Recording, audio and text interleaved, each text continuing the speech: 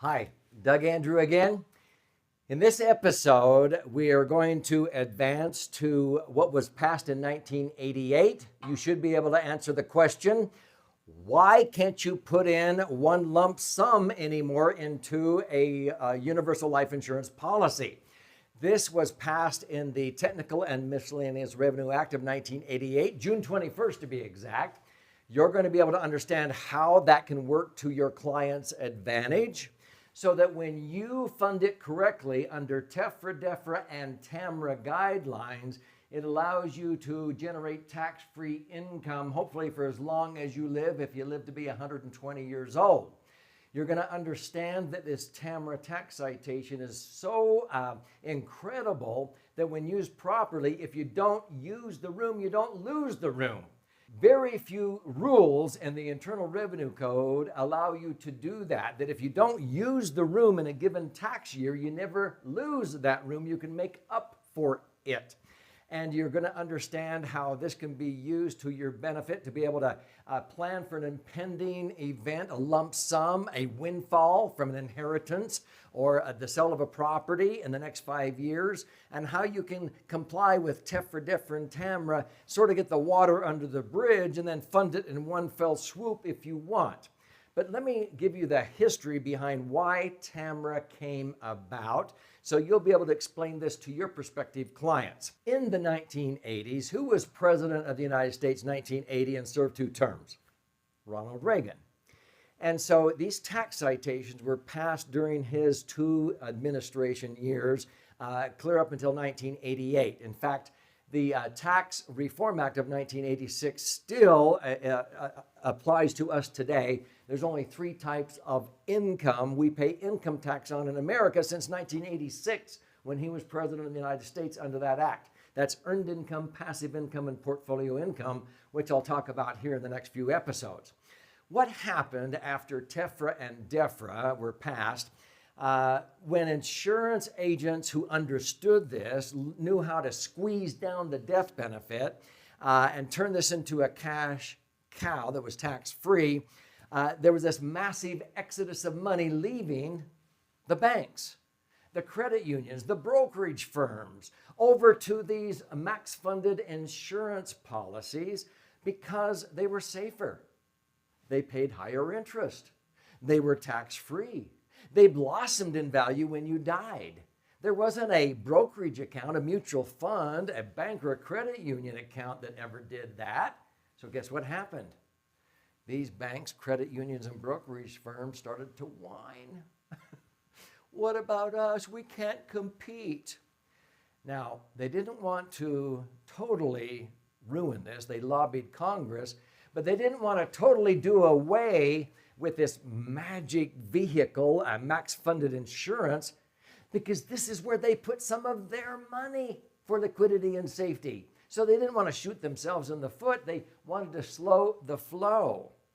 Now, if you didn't know this, back in 2008, when the federal government asked the 5 major banks in America to disclose where they had their Tier 1 assets for liquidity and safety, because you can't believe how close we were to a financial collapse back then, guess where the 5 major banks disclosed they had 30 to 40% of their Tier 1 assets. Now, what are Tier 1 assets?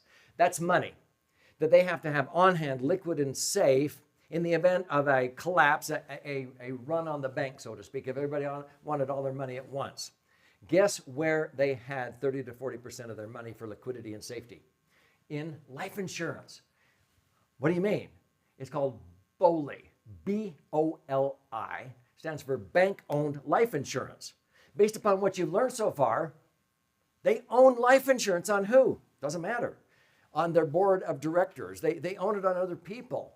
See, it's the owner of the insurance that gets all the tax-free benefits. The banks, they borrow our money. See, there's 4 things you can do with money. You can spend it. You can lend it. You can own with it, or you can give it away. Now, see, when you put your money in a bank or a credit union or an insurance company, it's in a lended position. Are they just a benevolent institution paying you interest? No, what are they doing with your money? They're investing it. They're loaning it back out again. The last 2 decades here, We've had banks pay historically low interest rates.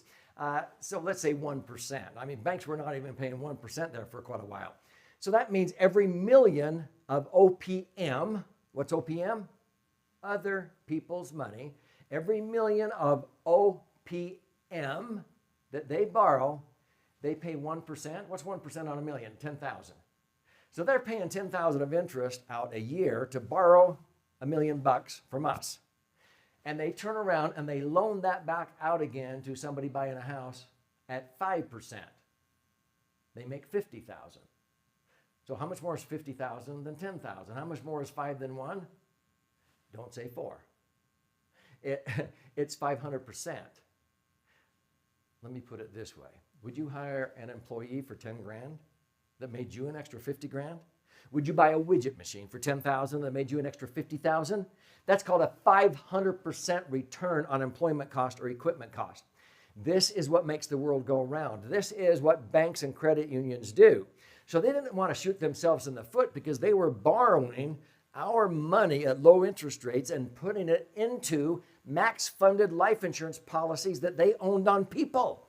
And they were earning 500% on that. Now, in another episode, I'll teach why they actually loan it back out to people for mortgages and so forth, because they get it back again and loan it back again. It's called the velocity of money. But they did have to have that money on hand, and that was their tier 1 assets. So they do this themselves. They didn't want to bugger up a good thing, but they were being hurt so bad because this massive exodus of money was leaving the banks, credit unions, the brokerage firms into these max-funded insurance contracts because of the liquidity, the safety, the rate of return. It's tax-free. It blossoms when you die. And so they lobbied Congress. This all happened in the 1980s up until 1988. They lobbied Congress and said, we have to slow the flow of money leaving our institutions into these insurance companies. People are coming in and withdrawing $500,000, $1 million, and it's hurting us. We need to slow the flow down, but we don't want to ruin these because they didn't want to hurt themselves. This is where they put some of their money. So that's why in 1988, June 21st, under the Technical and Miscellaneous Revenue Act, it spells the acronym TAMRA, they passed this rule to slow the flow of money that flowed into these contracts. So I'm going to go over here, and I'm going to use the metaphor of a bucket again. So here is a bucket. This is a max-funded universal life insurance policy. And so this is the metaphor. And if you design it the way I've been teaching you so far, you calculate the total premiums you want to be allowed to put into that. So let's use the consistent example of 500,000. It could be 5 million. It could be 10 million. It could be $500 a month. Let's say it's 500,000. So that is called the GSP, Guideline Single Premium. So 500,000.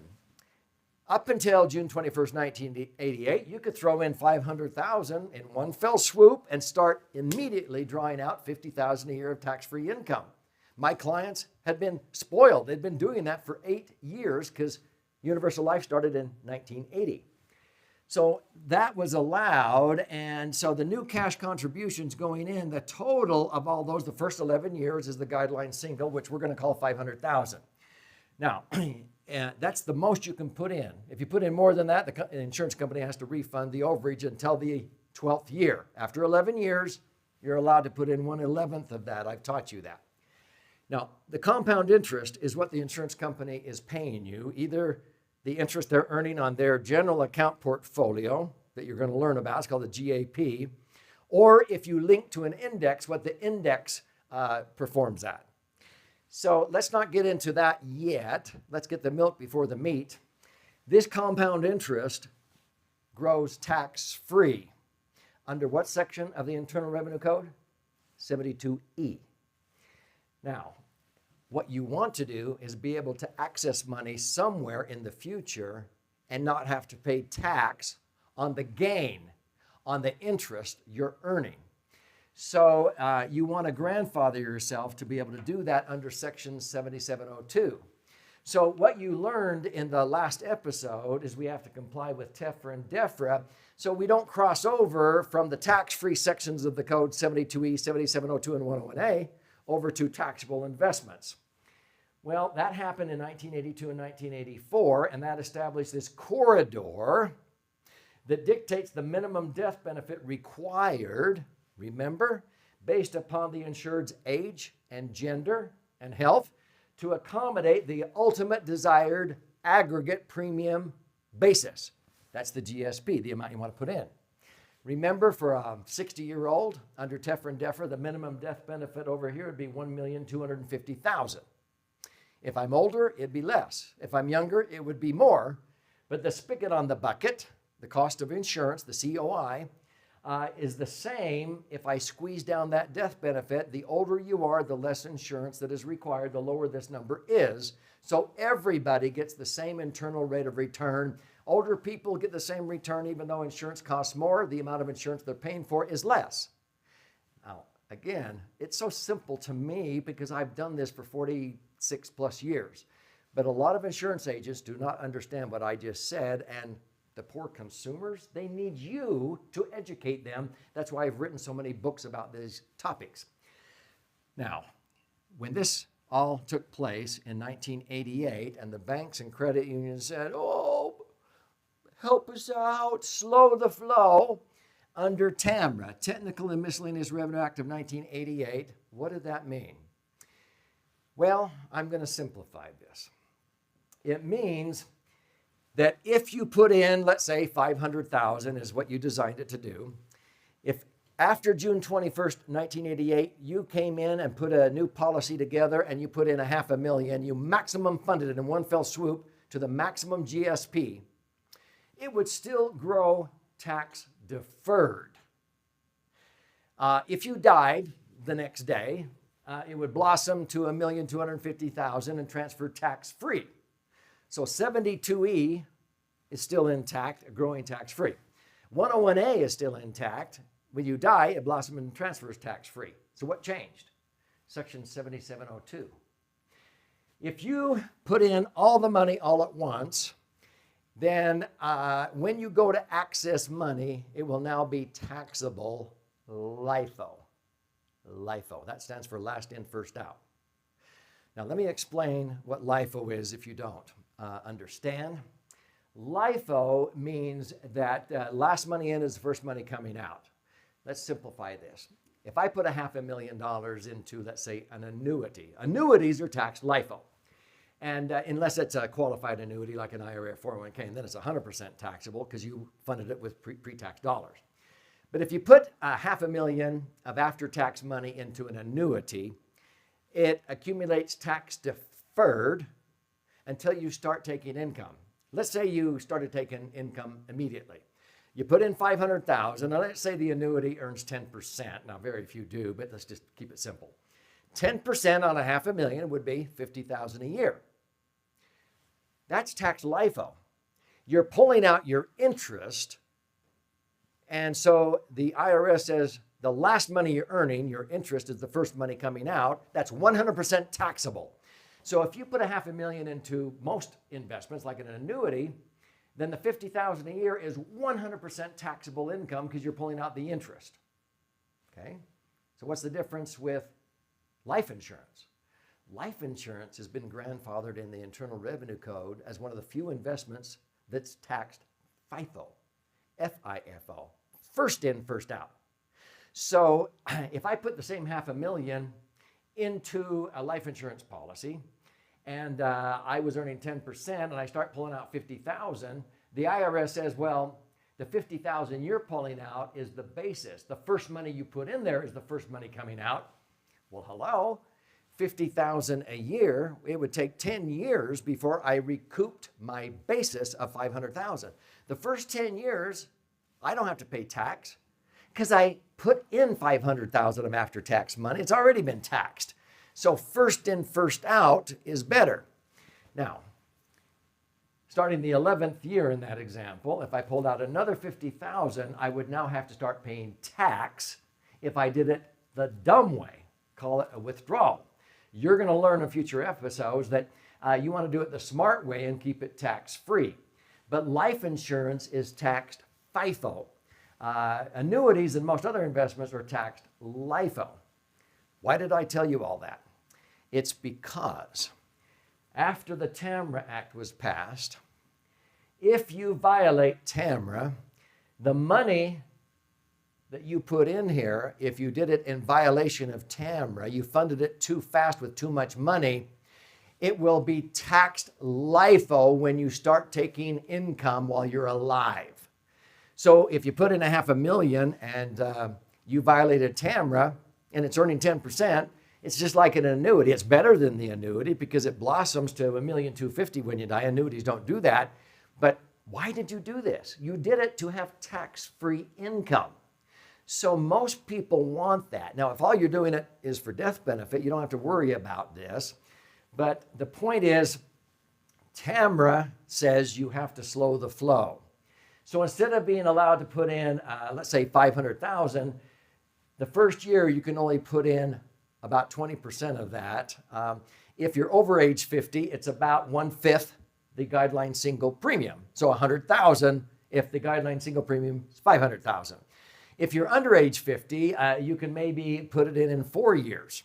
And so maybe close to $120,000, $125,000. It just changes slightly. The younger you are, the faster you can put it in.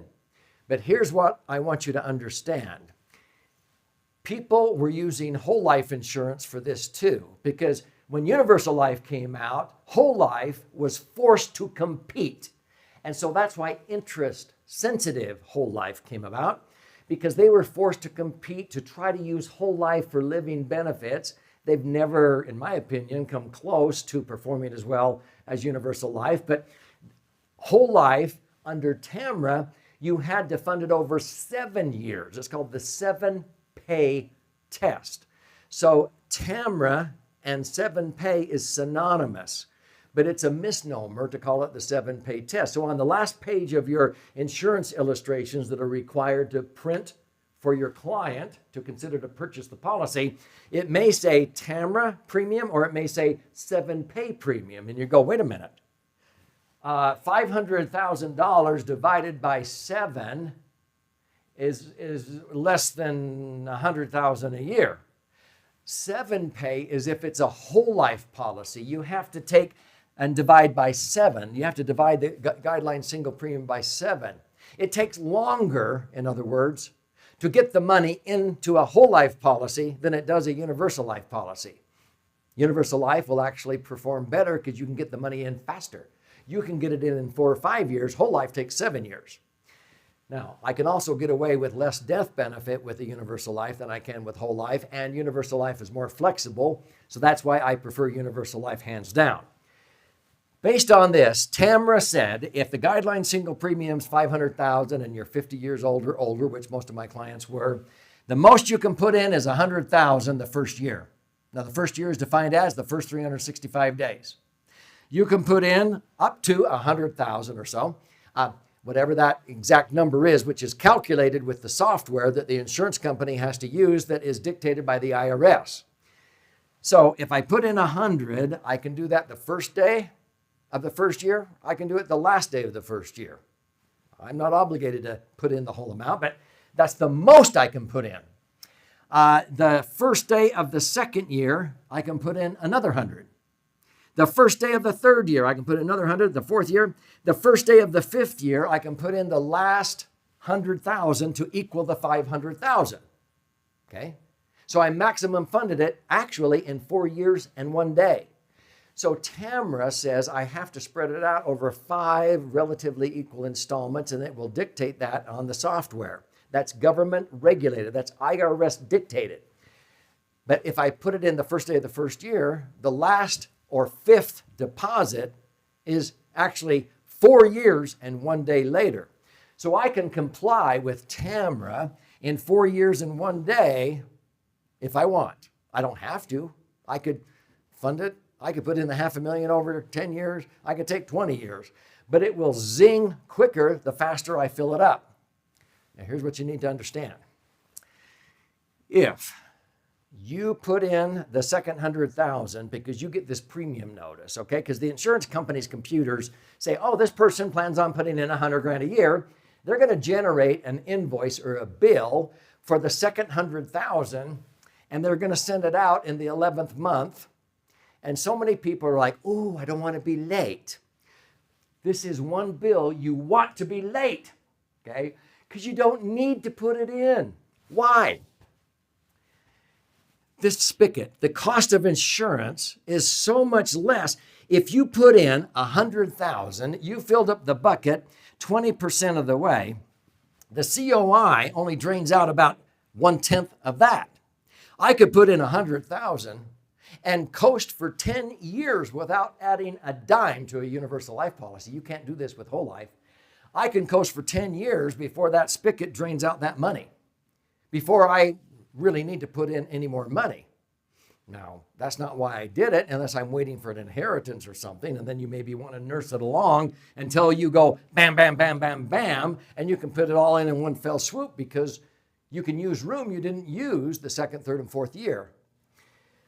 But if you put in 100,000 and you send in the second 100,000 and the insurance company credits it to your policy on the 365th day, instead of the first day of the second year, guess what happened? You violated TAMRA. It's like a backup dump truck. Beep, beep, only it goes Mac, Mac, Mac, Mac. What's a Mac? MEC, stands for Modified Endowment Contract. By violating TAMRA, by putting in the money faster than they allow, you turned it into a MEC, a Modified Endowment Contract. But don't fret. I always watch this. None of my clients' policies ever became MECs unless they intended for them to be. But you can, if it gets, as I call it, MEC'd up, you can unMEC it. So a lot of agents don't know this. If I violated TAMRA the first day of the first year by putting in more than 100,000, I have until 60 days after the first policy anniversary to unMEC it. It's called perfect the MEC.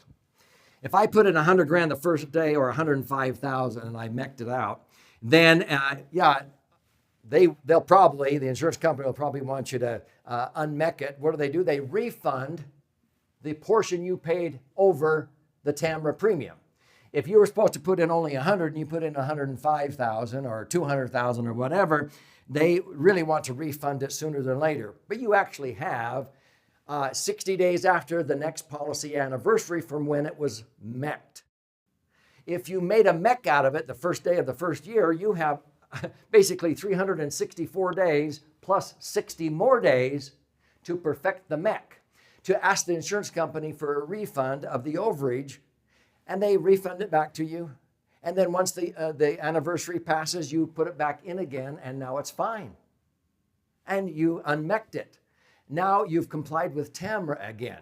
Now, if you put in the money, like I mentioned, on the 365th day, the one day before the second year starts, you now only have 61 days to perfect the MEC because it's 60 days after the next policy anniversary.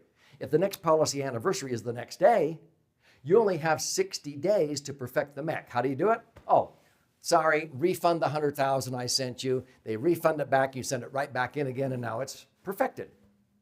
And now you didn't bugger it up, and it's going to be tax-free when you take out the money. If you don't perfect the MEC, then any income you take out of this is going to be taxable. But if you die, it still blossoms and transfers tax-free. So to be honest with you, I've had some clients who didn't care if they turned it into a MEC, a Modified Endowment Contract, because they decided to dedicate that policy strictly for death benefit, so it doesn't matter. They just paid a single premium and it's tax-free when they die. It's only if you want to preserve tax-free access. So here's a summary. TAMRA, as it relates to universal life, you basically, if you're over age 50, you take the guideline single premium and it will tell you the exact number on the illustration, but it's approximately 20%, okay? 100, 100, 100, 100, 100 in this example in a 500,000 GSP. If it was $1 million GSP, you could put in 200,000 a year, okay? Now, you don't need to put in that much, but that's the most you can put in, and that complies with TEFRA, DEFRA, and TAMRA. And now, after 4 years and 1 day, it's tax-free forever. If it's whole life, you got to do this for 7 years. You got to spread it out over 7 years. By that time, my universal life is knocking the socks off the whole life because I got the money in faster and I got away with a smaller spigot on the bucket, all kinds of reasons. You see this little money tree right here? That's because we call this the cost of insurance that the IRS requires in order for this to grow tax-free. But to me, it's really not a cost. It's a benefit.